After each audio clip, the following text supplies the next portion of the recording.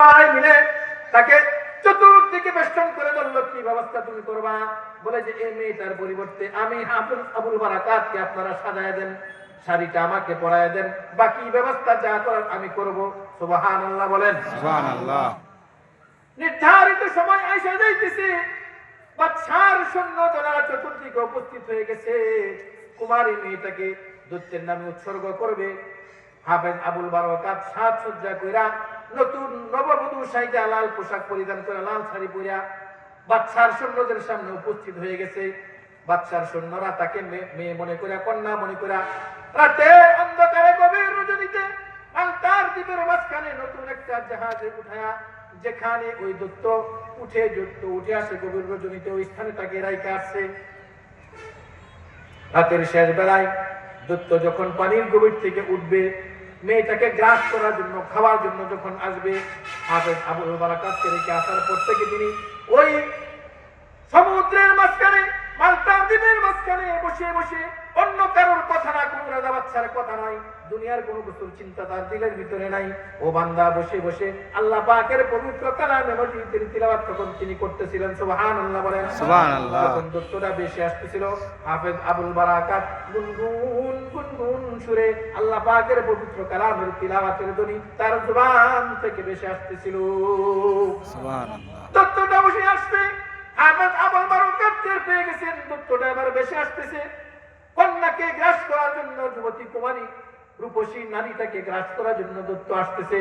কিন্তু দৈত্যের কানে যেই মাত্র আল্লাহ পাকের পবিত্র কালামের ধ্বনি তার কানে যখন পৌঁছলো, দৈত্য এক কদম সামনে আগায় তো 10 কদম পিছায়।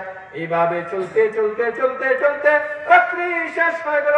মুয়াজ্জিন তার কণ্ঠে আযানের ধ্বনি বাসায় দিল, সাথে সাথে দৈত্যটা পানির গভীরে চলে গেল। সকালবেলায় বাদশার রাজার সৈন্যরা যুবতী কুমারী মেয়েটার লাশকে আনার জন্য ওই জাহাজে উপস্থিত হয়ে গেছে। তাই দেখে যেভাবে হুবহু অবিকল একটা জিন্দা মানুষকে রেখে আসছিল, ওইভাবে হাফেজ আবুল বারাকাত তাদের সামনে উপস্থিত হয়ে গেছে। সুবহানাল্লাহ।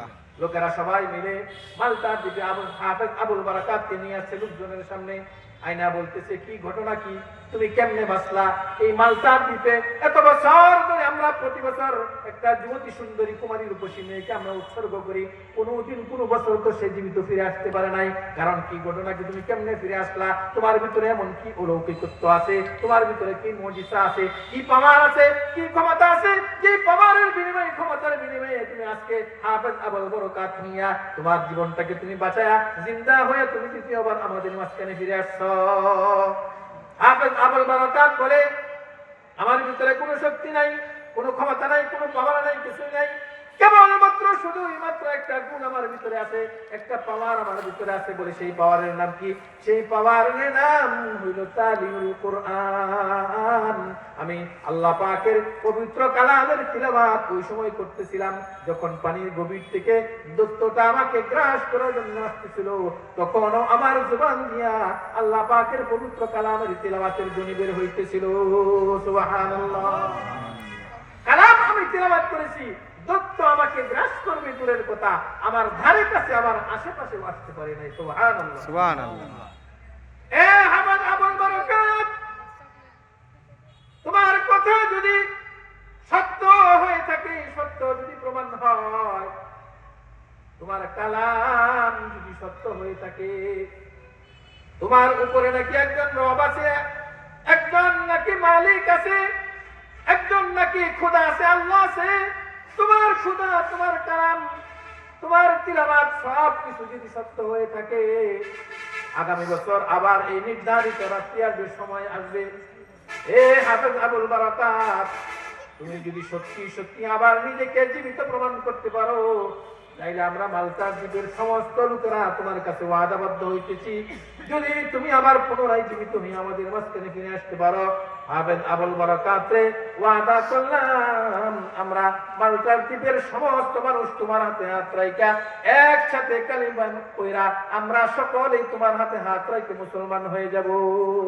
সুবহানাল্লাহ। পরবর্তী বছর আবার ওই রাত্রি আসছে, ওই সময় নির্ধারিত আসছে। আসার পরে হাফেজ আবুল বারাকাতকে নিয়ে মালটার দ্বীপে রেখে আসছে। রাত্রিবেলায় তিনি কোরআন তিলাওয়াত করছেন, সকালবেলায় রাজ দরবারের সৈন্যরা তাকে জীবিত নিয়ে আসছে। এই অলৌকিকত্ব, কোরআনের এই মুজিজা দেখার পরে এলাকার সমস্ত লোকেরা শুধু একজন দুইজন নয়, একসাথে 2 লক্ষের অধিক মানুষ হাফেজ আবুল বারাকাতের হাতে হাত রাইকা কালিমা পড়ে সবাই মুসলমান হয়ে গেছে। সুবহানাল্লাহ। আপনি কি মনে করছেন এই কোরআনের অলৌকিকত্ব? এটা সাধারণ বিষয় নয়, এটা কোনো স্বাভাবিক জিনিস না। কোরআন এমন জিনিস, কোরআন যার সিনার ভিতরে ঢুকবে, দুনিয়াতে শুধু উপকার না, কবরে ফায়দা, আসরে মিজানে ফুল সিরাতে এই কালাম আপনার কাজে লাগবে। কবরে আপনাকে রাখবে এই কালামের ভাষায়, আরবি ভাষায় আপনাকে ফেরেশতা প্রশ্ন করবে। কোন ইংলিশ আন্তর্জাতিক ল্যাঙ্গুয়েজে আপনাকে কেউ প্রশ্ন করবে না, আপনাকে আরবিতে প্রশ্ন করা হবে, মান রব্বুকা ওয়া মা দীনুকা ওয়া মান হাদার রাজুল আল্লাযী বুইসা ফীকুম রাসূলা। তোমার ধর্ম কি, তোমার রব কে, এই ব্যক্তিকে যাকে তোমাদের কাছে নবী বানায়া রাসূল বানায়া প্রেরণ করা হয়েছিল। এটা কোনো ইংলিশ ভাষায়, অন্য কোনো ভাষায়, ফার্সি ভাষায়, হিন্দি ভাষায় প্রশ্ন করা হবে না। কথা বলেন ঠিক কি ঠিক না? ঠিক। সুতরাং আরবির সাথে আমাদের সম্পর্ক রাখা দরকার কি দরকার না? দরকার। সবাই বলেন দরকার কি দরকার না? দরকার। এজন্য আপনাদের এলাকায় এই মাহফিল, এই মাদ্রাসা, আমাদের উস্তাদেরা, আমাদের হুজুরেরা, আপনাদের এলাকার ওলামা ইকরাম, তারা অক্লান্ত মেহনত করে, পরিশ্রম করে তারা আজকে এই মাদ্রাসা প্রতিষ্ঠা করছে। আপনারা খুশি না বেজার? খুশি। খুশি না বেজার? খুশি। সুতরাং এই মাদ্রাসা, এই মাহফিল, এই প্রতিষ্ঠান এটা স্থায়ী থাকুক, এটা চলমান থাকুক, এটা জাতির সেবা করে যাক। আপনার আমার সন্তান এই প্রতিষ্ঠানে পড়ে জান্নাতি হোক। আপনি আমি মরে গেলে এই সন্তান যেন আপনার জন্য, আমার জন্য হাত উঠায় দোয়া করে। এটা কি আমরা সবাই চাই? চাই। কথা বলেন, সবাই চাই? চাই। এই মাহফিলটা করতে গিয়ে কর্তৃপক্ষ অনেক টাকা পয়সা খরচ করছে, অনেক অর্থ ব্যয় হয়েছে। এটা এমনিতেই এত সুন্দর একটা পরিবেশ, এত সুন্দর জাঁকজমকপূর্ণ একটা মাহফিল আপনাদেরকে উপহার দিতে পারে নাই। পরিশ্রম, মেহনত, কিছু অর্থের বিনিময়ে আপনাদেরকে এই মাহফিলটা উপহার দিচ্ছে। সুতরাং এই মাহফিল যেন প্রতি বছর হয়, এই প্রতিষ্ঠানটাকে আমরা সবাই চাই না? কথা বলেন, সবাই চাই না? চাই। এজন্য আমি আপনাদের কাছে কোরআনের এই ফায়দা, কোরআনের এই মুজিজা, অলৌকিকত্ব শুধু তিলাওয়াতে নয়, শুধু আমলে নয়, আপনারা যদি এই মাহফিলকে, এই কোরআন তিলাওয়াতের এই ধারাবাহিকতাকে যদি চালু রাখতে চান, এই মাহফিলকে যদি চালু রাখতে চান, তাইলে আমাদের সকলকে আগায় আসতে হবে। এজন্য আমি আপনাদের সকলের কাছে উদারত আহ্বান জানাবো, যারা এই আয়োজন করছেন তাদের পাশে আমরা দাঁড়াই। হ্যাঁ, অনেক টাকা পয়সা খরচ হয়েছে, আমরা এখানে যে যা পারি কোরআনের এই মাহফিলটা, এই মাদ্রাসাটা সুন্দরভাবে চলুক, এই মাহফিল চলুক। আমরা এই সকলেই আমাদের পক্ষ থেকে কিছু টাকা এখানে খরচ করি। এটা আপনার জন্য, আমার জন্য